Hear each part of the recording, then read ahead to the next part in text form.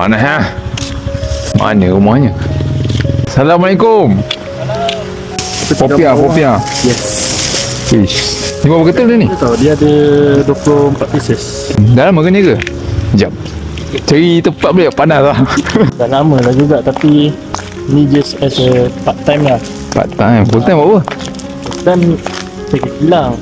Ini wife baru end contract, tak dapat gaji dia. So dia nak start business lah. So saya just tolong balik lah. Oh, bola goreng. So, panas gini. Oh, yo. Ni apa? Nestum. Oreo. Oreo, Biscoff, white chocolate. That's right. Nasi tak? Tak boleh apa makan. Saya dah muak kan. Jadi Sekejap. bini yang buat full time. Saya still work on. Tapi dia punya kulit popiah pun dah campur semua, dia crispy. Abang ada belajar masak ke? Jangan panggil abang. Muda lagi.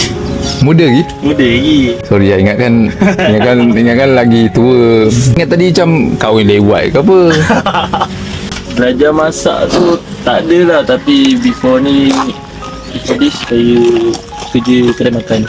And then banyak belajar dekat situ lah. And bila dah kerja dekat situ lama, dan tiba-tiba ada minat dekat F&B ni. So Tapi bila makan lama-lama, dia macam lagi better. Awal makan dia macam manis terlalu lah. Bila lama-lama, okey. Tapi paling suka ni lah dia punya tekstur dia. This one, apak panas. Tak penat ke?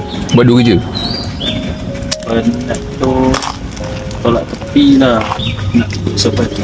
Sekarang stay sewa rumah arwah. Marwah? Rumah arwah ayah saya. Aku dapat senangkan mak juga. Kurangkan beban mak lah. Apa, insyaAllah rezeki ada. InsyaAllah lah, harap macam tu lah. Amin. Miau. Nak miau? Miau makan popiah? Makan kot. Makan? Kucing pun suka. Ini petanda ni. Miau. Dengar lah, miau. Macam mana bang? Feedback hari ni?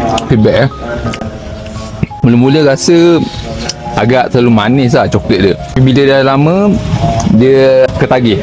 So bahaya. Untuk orang yang diet bahaya lah. Tekstur dia still crispy. Paling menunjukkan yang benda ni sedap, kucing pun suka.